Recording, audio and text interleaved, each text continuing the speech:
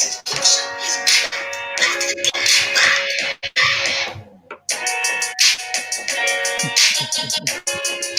like the music.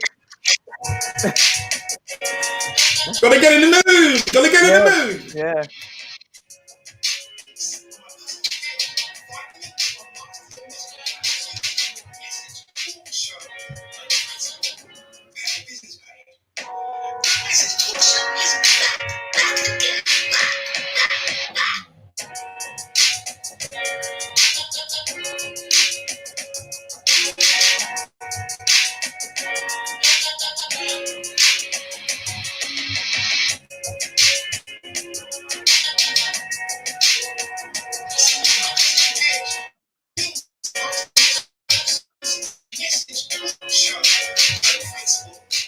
Welcome to the Message Talk Show, broadcasting all the way from London. I was about to say sunny London, but when I look out the window, I can see the rain coming down and we have thunderstorm warnings across the country. So it's not as sunny. So wherever you are tuning in from, whether you're tuning in from the Caribbean, Africa, America, good morning, good afternoon, and good night, because you'll probably be in Australia.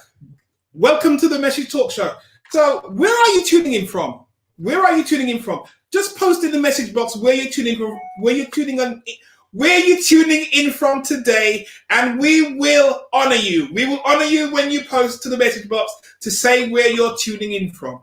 So today, we're on the Message Talk Show. We believe that passionate, mission-centered individuals bring change and can bring change. So we help educators, we help coaches, we help speakers, we help content creators go from unknown, go from unknown to unforgettable just by getting your message out. So if you're a small business owner, if you're an entrepreneur, or it's just an idea in your head at the moment, connect with us, work with us, craft your message and get your message out and get featured. We broadcast on Thursdays, 11 o'clock British Standard Time. Now, if you are unable to make the live broadcast, then within 1 hour, tune into the replay. Now, if you don't make the replay, tune in for the watch party on the Friday. Tune into the watch party so we can put the worlds to right, okay? So here's what I'm asking you to do for me now. The one thing, just press the share button. If you've got a friend or some friends you think that will benefit from the show today, press the share button. Tune in and press the share button to your page, to your group page, and to your personal profile, or press the subscribe button. Thank you. Welcome. Now, today we have an amazing guest in the house today. We have an amazing guest in the house today. And when I read the profile, I just said, I've got to read this profile. I normally edit down the profile sometimes because they're long. But this one, I couldn't edit it down. I just thought, I've got to read this one. So in the house today, let's just show we have a lady in the house today, a special guest. So today we're talking about how to improve the way we do education to add creative value. How to improve the way we do education to add creative value. And we've certainly seen it. During the pandemic, we have to rethink how we do education, how we deliver education services to the public. And the question we're asking, is it going to be permanent, or is there more to happen? Is there more to change? But I have someone in the house today. Her name is Rijole, and she thinks this is just the beginning. So before she comes on to talk about herself, let me just read her profile. Rijole is a public speaker. She's an author. She's an event manager. She's a STEM ambassador and an educator. With over 10 years of experience working in inner city London schools. She was raised in Spain, where she trained as a specialist language teacher before coming to the UK. She is the founder of STEAM Power, a social enterprise that delivers STEM workshops and events to children from underrepresented communities. She believes that grades should not determine young people's career choices. Do you hear that? And we've seen that during this pandemic. She believes that grades should not determine young people's career choices. According to her, approaches to learning need to change So no child is left behind. I like that statement. No child is left behind. Additionally, she collaborates with other like-minded organizations, engaging the community with events that foster a love for STEM, and she'll tell us what that is, across the country. Her statement: the community needs to control the narrative when it comes to education.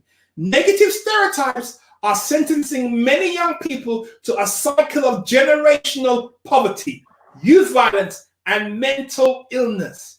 She is also the founder of Extraordinary Parenting, a social platform that aims to empower parents from the African Caribbean community. Ladies and gentlemen, put your hands together for Rijole. Man, that was an amazing profile. I just had to read that today. There is no way I could not read that. No child left behind. We parents need to control the narrative. Rijole, man, tell us the story behind you, man. How did you get here? How did I get here? Well, yeah, what's your story? Tell us the story, man. There must be a story to this. Yeah. There's always a story, you know. The story is seeing many children in classrooms feeling undervalued, feeling, some of, in their own words, they would say stupid, feeling disengaged and unmotivated, because many of the activities or many of the curriculum itself doesn't cater to their needs, to the emotional needs, and also to the academical abilities as well. So in order to change that, and to improve to an extent the behavior in the classroom, I think children need to be engaged and motivated about what they learn and excited about what they learn. If they can see that what they learning has an application in the real world, in their reality, first of all, in their communities, I think we have a better chance at engaging the younger generation. Yes, yeah. No, that's not a lie. That is very true. But there must have been a journey for you to get to that point, because what you're saying to me is exactly what's required and what's needed. We're looking at it. But what is your journey to get to that point when you came to that conclusion? What was it that brought you to that conclusion? Excellent question. Well, what brought me to that conclusion is when I was doing a lot of supply teaching, and I would go from many schools, like from borough to borough. I would do supply teaching in Brixton. I would do supply teaching in Lambeth, and in Southwark, in Croydon, in Lewisham, and I would see that when you look at the behaviors towards learning and also behavior in the class among certain Black populations from the community, it is pretty much the same, especially particularly among the boys, especially the behavior issues, the lack of engagement. And I thought to myself, there must be something that is common to all this, to this pattern of behavior. It's no coincidence that you see similar behaviors across different schools in different boroughs. So there's a common narrative that needs to be changed. That's how it started. So what we're saying is that it's not just a feature of a particular set of people or a particular group of people. It's across the board with children, with young people.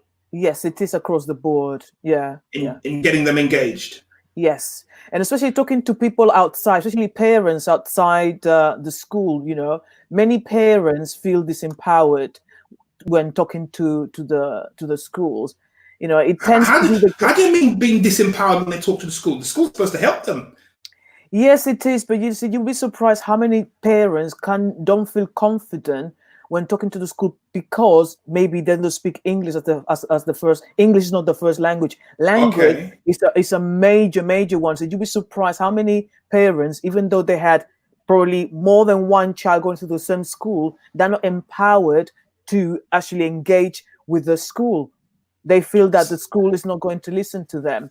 But the school must sense this. They must sense what's happening in the relationship if the parents aren't engaging. So what things do schools do to try and get parents to engage? It's really difficult. I know that some schools might try to have translated apps in the website so the parents know what's happening.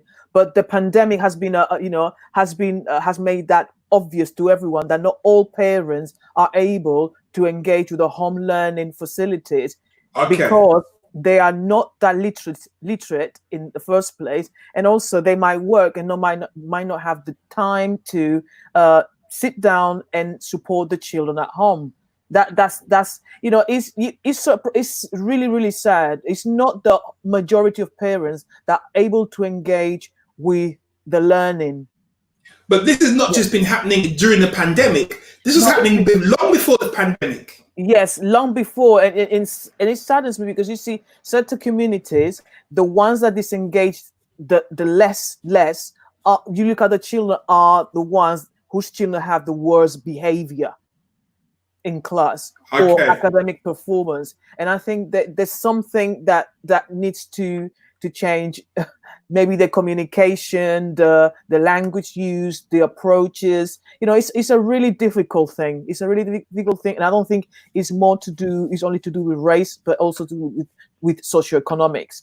I find that your middle class tends to engage better with the schools. They get more involved. They raise funds for the school. If there's cake sale, you will see the Well, parents there raising money. If they need to do extra activities like going out and about, cinema, and even birthdays, the way they socialize. So it's so there's a there's serious so class much. divide. There's a big Pardon? class divide there. There is a Yes, it serious is. class divide. Yes, serious class divide. Serious. Even when I look at the birthdays, your middle class parents only invite their middle class friends, and the working class friends or parents only invite the working class. So it's So, yeah, it's sad. It's sad to see that you wouldn't believe that in London that happens, but it does happen.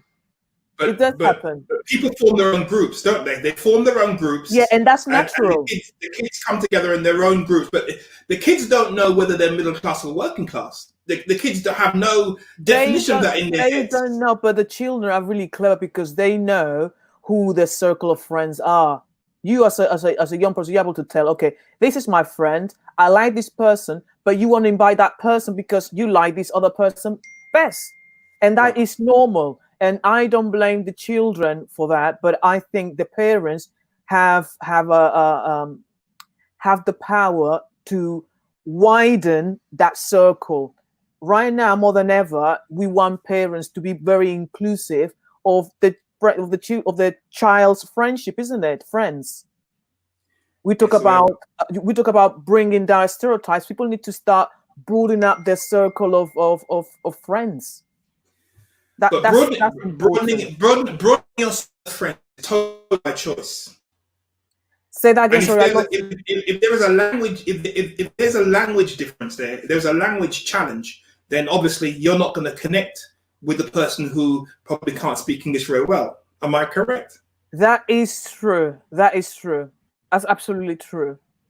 But we, So, as educators, we try to include everyone. We do it all the time within the classroom. We do it through pair work, through group work, through different activities. Maybe in maths, you have to work with this person. In English, you have to work with this person. Maybe you have to work on your own. There's always periods of during the day where children have to work collaboratively with other children, regardless of how they feel about that other person. when I was growing up as a child, many moons ago, we used to have something called Saturday school.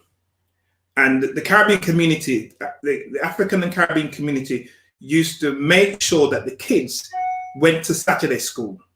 And if no matter what happening in the week, Saturday school, there's going to be homework, there's going to be a drill on Saturday for the child to work on Saturday. There was no escape from this.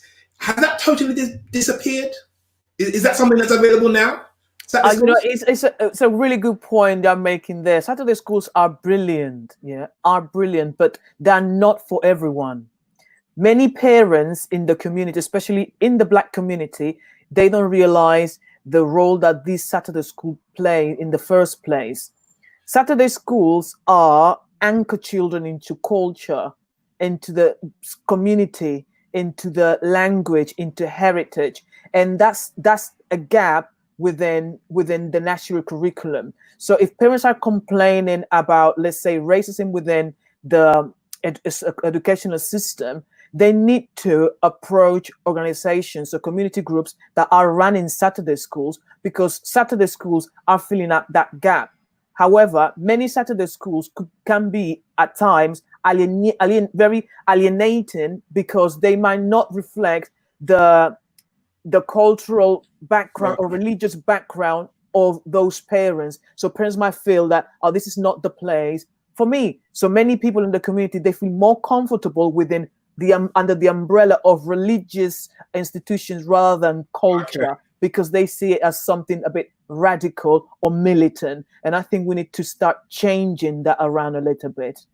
But isn't there some sort of Saturday school within every community, within every borough across London? Yes, There are.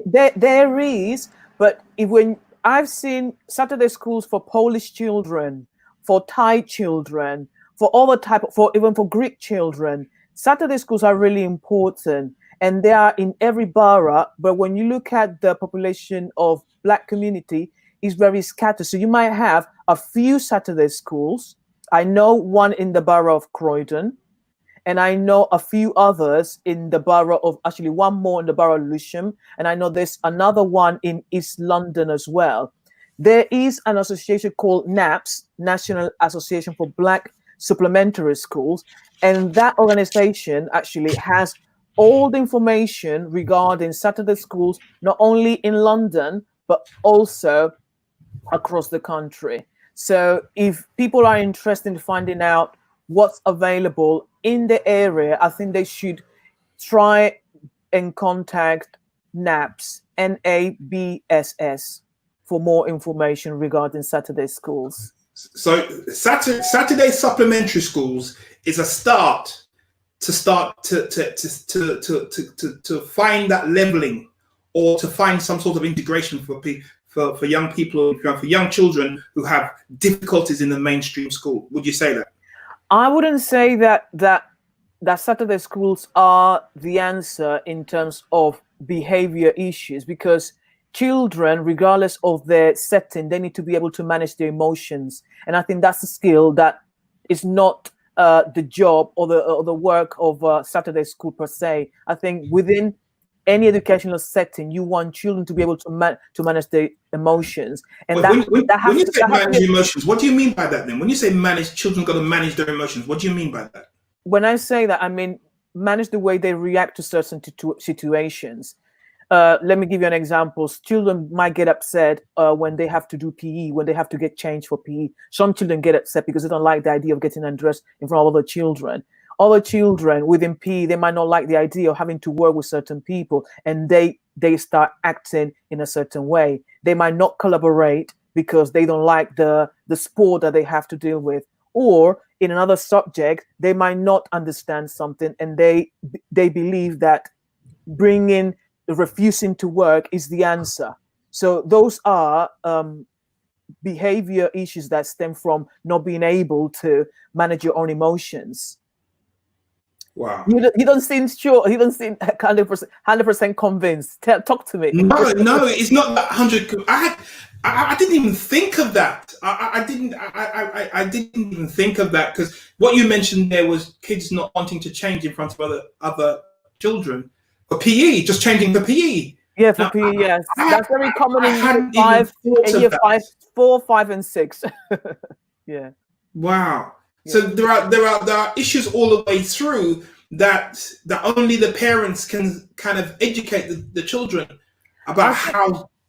I think, education is not the job of the teacher or the school or the Saturday school. It's a community effort. It's not one man's job. I think it's all of us. We all of us are responsible for the children, not just one person or one institution, because otherwise we enter into this silly game of blaming. And I'm not into blaming anyone. I think there's room for change and for collaboration. And I think parents need to understand that when things go pear-shaped, you cannot start blaming, because you need to look at yourself and ask, what is it that I'm doing to help the situation? How am I helping in my child's development, not only academically, but also as a person? Because one thing that I tend to discuss a lot with my colleagues is the fact that you have a lot of bright children within the system that are utterly rude.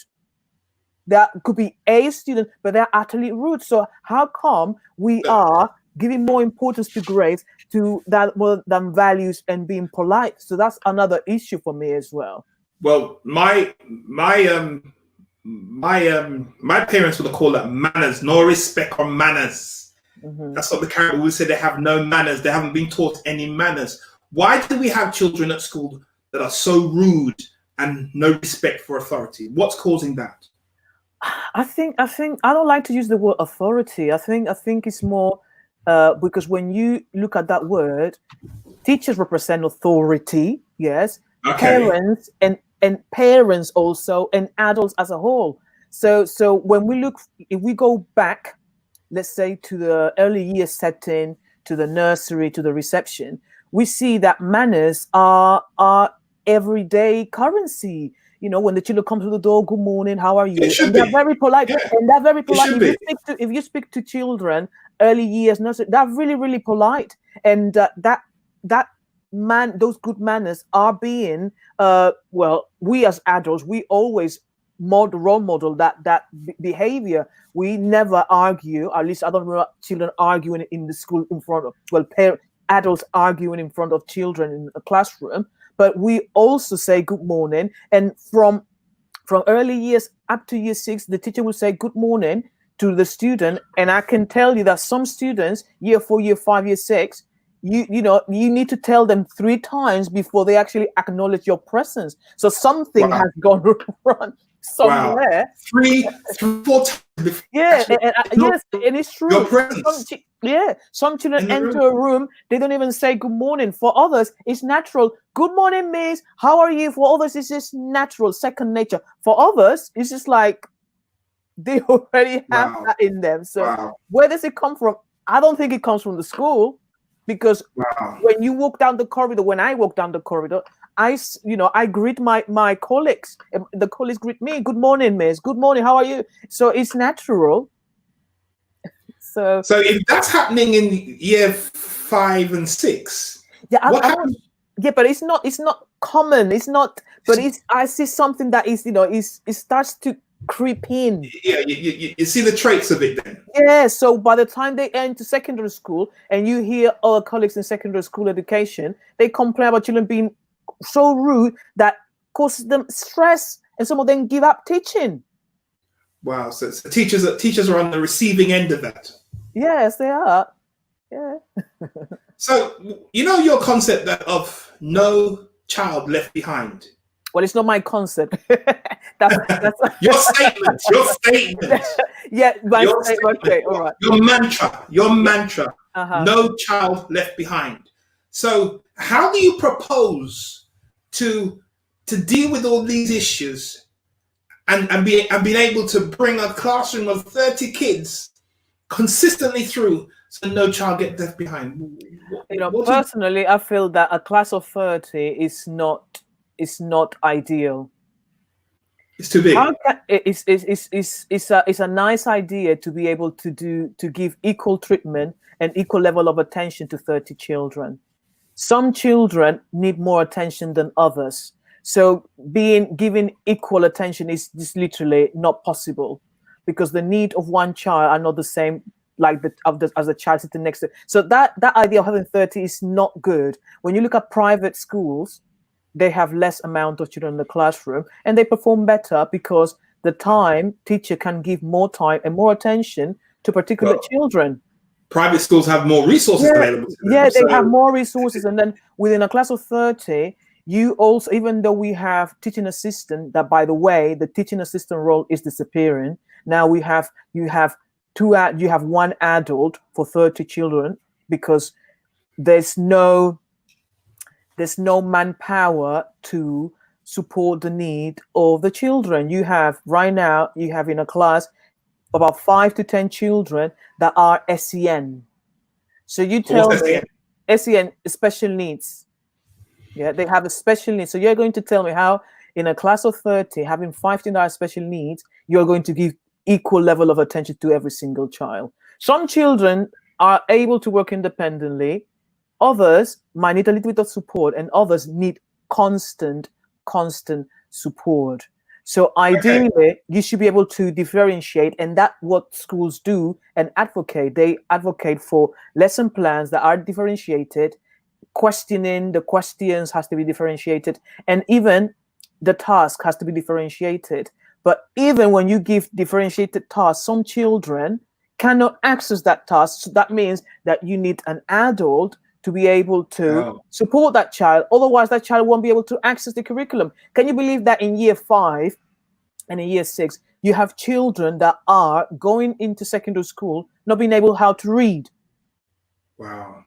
or to Not being write? able to read or to Yes, write. yes, not able to read or to write. And they've been in school since nursery. Wow. Before you tell us about STEAM, let's go to the sponsor. But before I do that, if you're joining us for the first time, we're talking about how to improve the way we do education to add creative value. And we have a special guest in house who's an educator.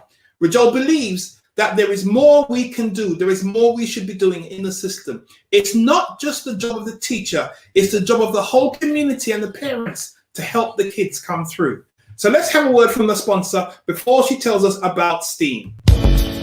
You are listening to the Message Talk Show and Podcast. Do you believe you have something to share? Do you believe you have something to contribute? Do you have a story to tell the world, to share with your community? Gandhi said, man often becomes what he believes himself to be. If you think you can, you can. If you think you can't, you can't. So join us on the Message Talk Show and Podcast with host Alex Gordon.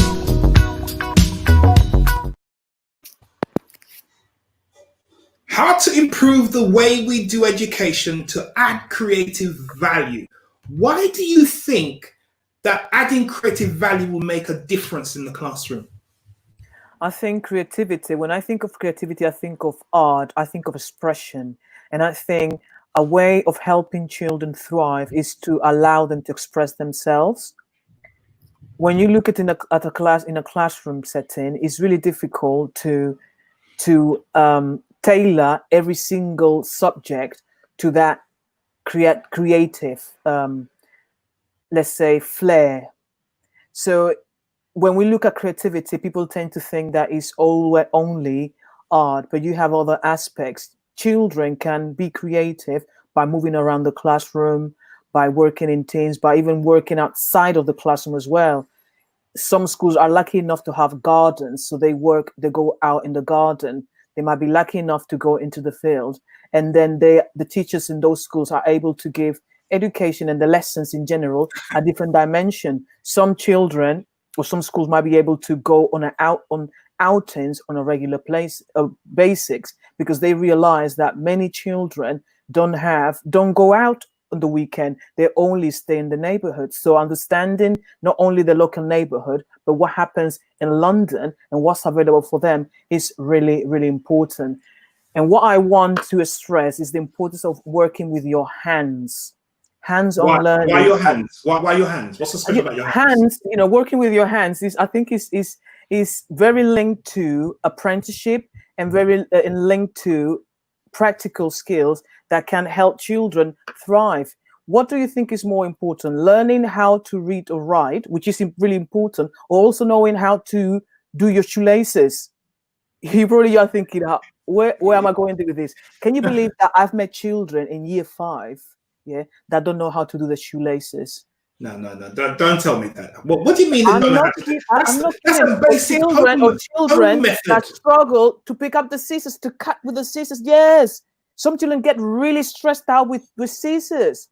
So hands-on are really Wow. important. When you look at apprenticeship, which is something that the government is pushing right now, I think is paramount if we want to see children, succeeding, because young people need to realize that besides the grades, you have skills, you have speaking skills, you have children that are going into becoming YouTubers, Yeah. becoming motivational speakers. And Yes. probably when you look at their grades, they're not doing that great in terms of academic performance, but they have a talent. And I think when you are working with your hands, you can see a different type of talent coming through. I So can remember this young you girl in my recognize class. the talent faster. You recognize the Yes, talent I quicker. recognize children that are not so good academically.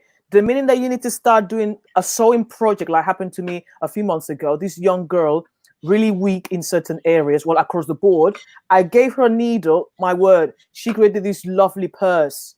And then Wow. this other girl, SEN, she's really creative. She's running her own hair bow business. Wow. So if we ignore those, we are But actually, academically, she doesn't perform at all. no, academically, some children are doing really, really bad. Wow. But when you look at those skills, they are thriving. But when you Okay. look at the way it's being, that the educational system kind of grades, that grade is minimal. It's like 1%. Or she you can only write it as a comment, but you cannot write it as outstanding. It's not in Right. the same level as English and maths. You understand what I'm trying to tell you? So tell us about STEAM. Tell us about STEAM. Well, STEAM, for those that don't know, stands for science, technology, engineering, arts, and mathematics. That's what it stands for. I think a few years ago there was an emphasis on STEM, which leaves the art out. But I believe that art is really important. It's the way we Right. express ourselves, the way we talk. You know, it's fashion. Yeah, it's poetry. So It's color. so how does STEAM get represented in the schools, or how do you think STEAM will help the children, the young people? Okay. First of all, when the STEAM that I do advocates for a more hands-on approach, so we do the STEM events, and what we do is teach skills that the children would not normally learn in school. For So instance, what does a STEM event consist of then? so for instance, the latest event that we have done, it was a CSI event, crime scene investigation. So the children were taught forensic skills. Yeah, so we had Okay. a forensic event for children. The first event that we did, it was a few years ago, and we had the London Metropolitan Police. We had a private investigator who actually showed the children what her job entailed. So she would go into a crime scene and she would prepare certain equipment to be able to find out footprints of the criminal, fingerprints, and also explain why her job is important and how we as a community can help as well. We also had the London Ambulance Service who spoke about the dangers of knife crime. And it was a very young audience, so they were really, really good in explaining to children that, you know, knives kill. And surprisingly, there were many, many children in the audience who thought that if you got stabbed, nothing would happen to you. They thought that actually the question was, what part in the body can get stabbed and not die? Children actually thought that the shoulder, the leg, and they didn't realize that probably the less dangerous place where you can get stabbed probably is the little finger on your toe. And that's not going to happen. So in their heads, they think they've got safe spots in their body that they can get stabbed. Yes, but they were very young audience. They were teens, they were early teens and very young children. So if you can imagine that they think that, so they went home knowing that, you know, you are not safe if someone stabs you. Yeah, so that was a really, that was an eye opener as well. So and we've got some comments coming through here. Let me just see what comments people are giving us here right now. So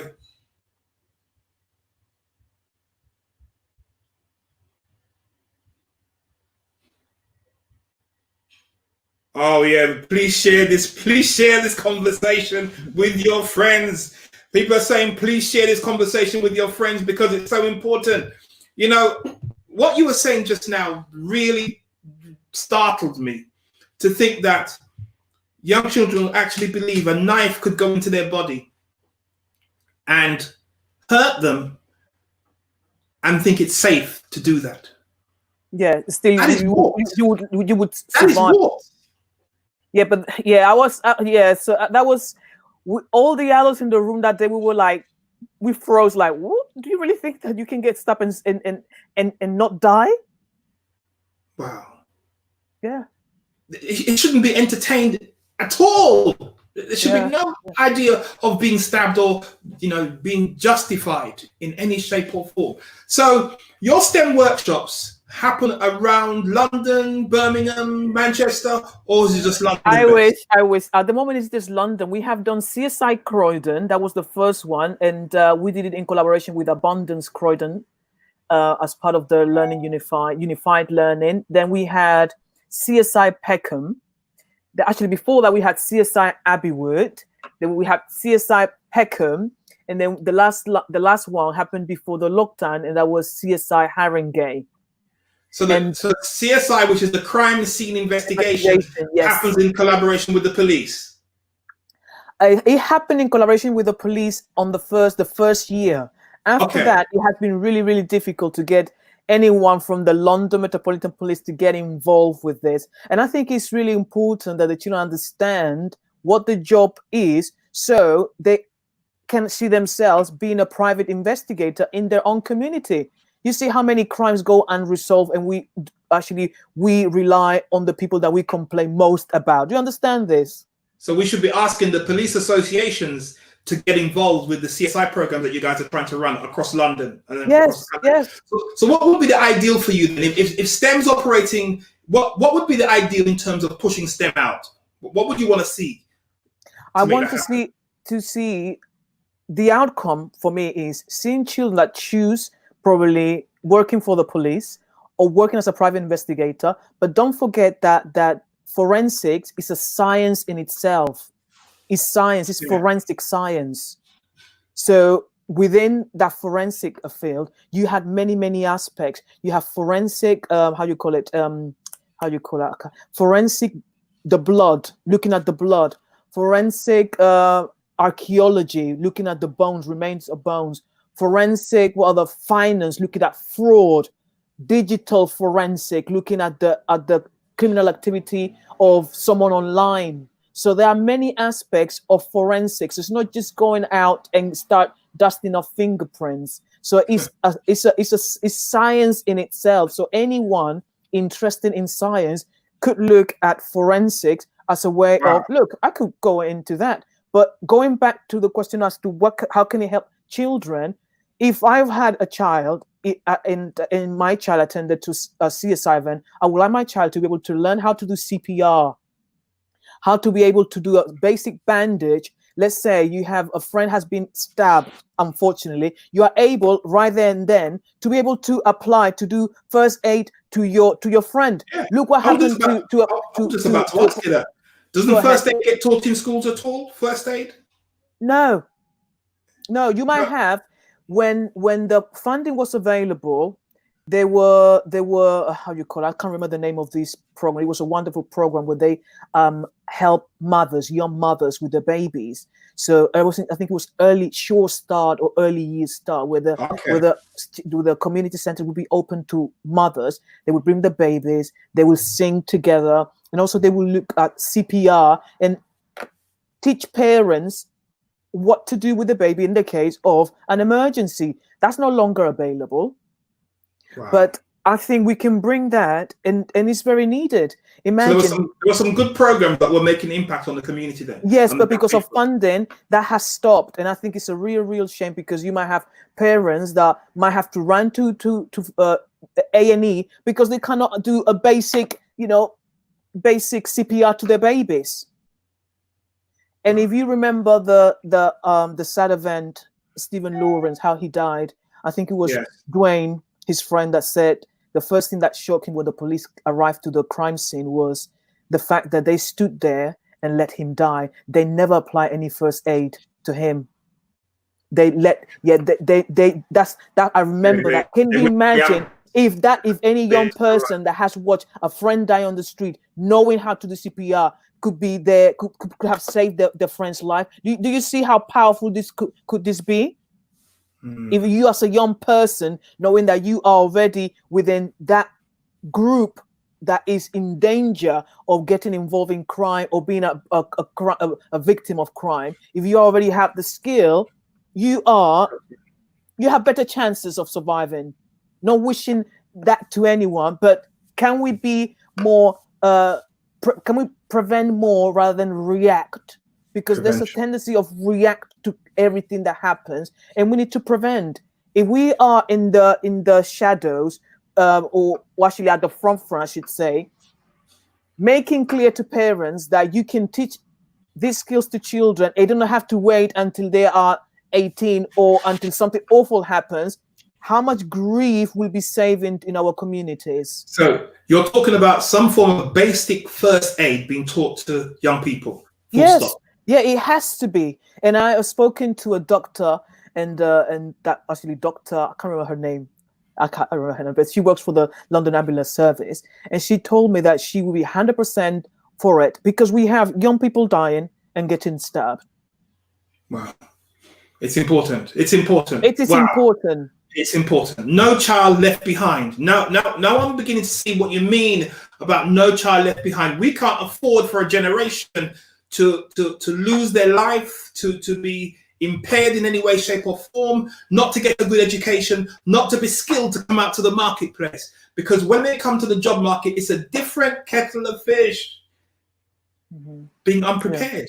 Yeah. That's so STEM is a starting point in our community. Yeah, it's a starting point. It's a starting point. There has to be a starting point. But I think many parents, especially those that are really successful, I can think of a few, that are already teaching the children how to be independent. They are building businesses together. They're building wealth together. So the children know that you don't need to rely on the outside, on the outer community, where you might face discrimination, because within your community, no one bothered to create a legacy for you. And so some parents are able to do it. Some parents are doing it. Some parents have the skill to do it. Some have. I agree with you 100%. We have a lot of literature, books out there that can teach people how to do it. And you have professionals in the community that are actually teaching financial literacy. I can think of a few from the top of my head. I can think of Paula Perry, I can think of Charmaine Simpson, and I can think of other people that are actually trying to make a difference in their communities. Yeah. Do you have a website? Yes, I do have a website, but I think you'd be better off following me on Facebook and on Instagram at Steam Power. Let me show you. Steam Power at Steam Power Ltd. That's Steam Power Ltd. Steam Power Ltd. Yes, and then you can follow me on LinkedIn as well. So you're the Steam Power STEM ambassador. Let me get that in my head. Yeah. So anyone can be an ambassador, by the way, because you just want to foster a culture of learning, also a culture of asking questions.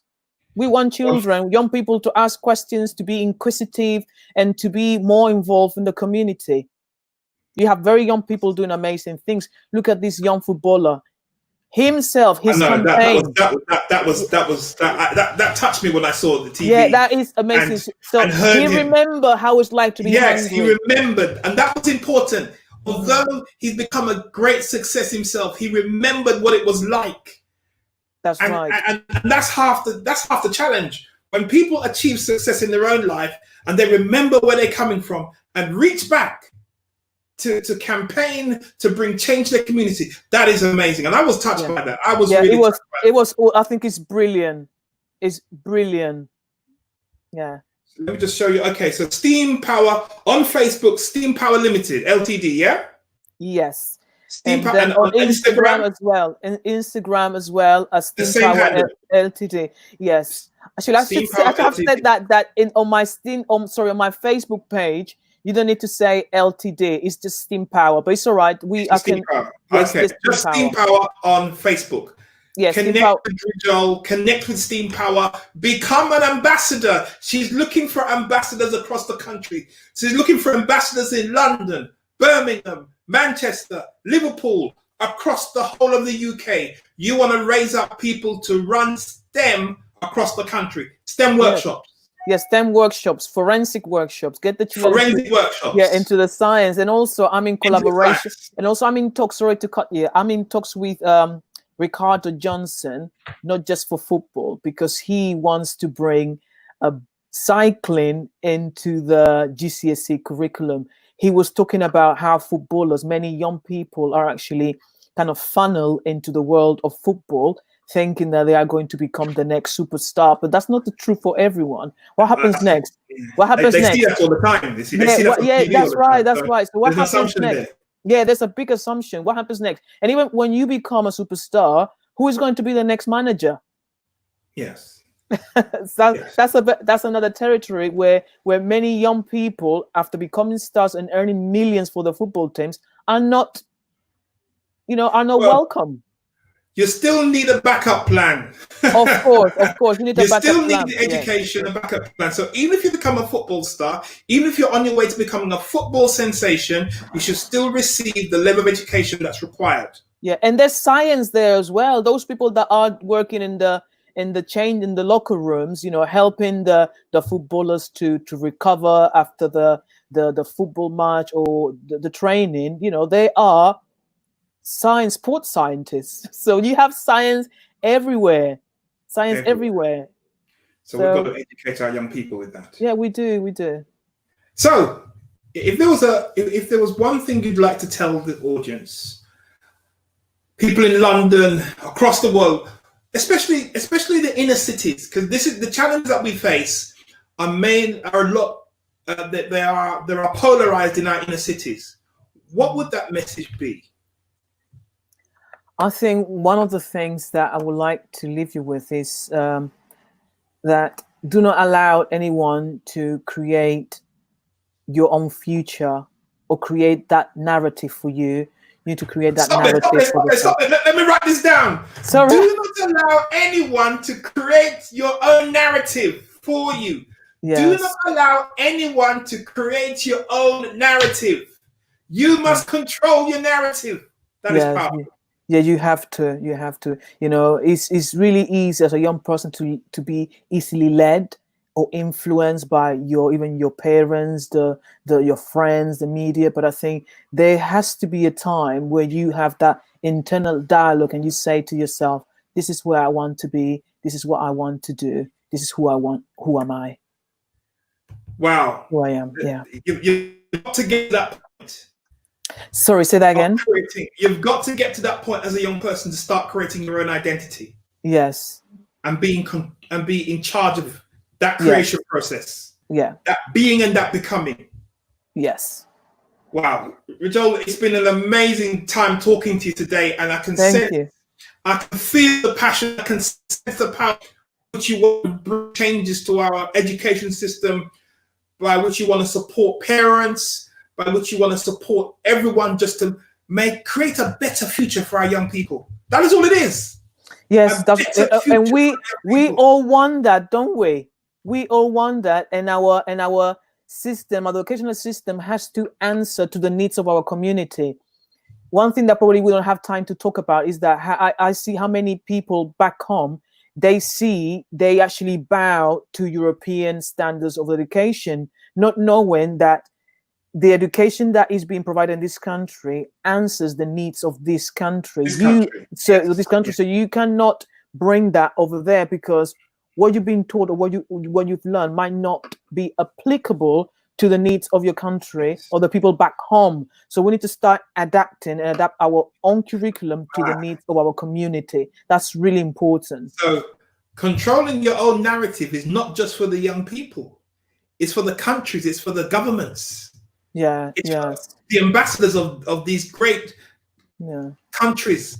They need to control their own narrative, create things that are relevant to their own community for the development of their own people. When are you stepping into politics? Funny that you say that. Well, who knows? When are you stepping into politics? Because you certainly have a passion for something, for driving change. And if there's ever a time that we need that driving force to push through change, it's in all levels. It's in all levels. Yes, that's from STEM to the teachers, to the school, to the parents, but to the politicians as well.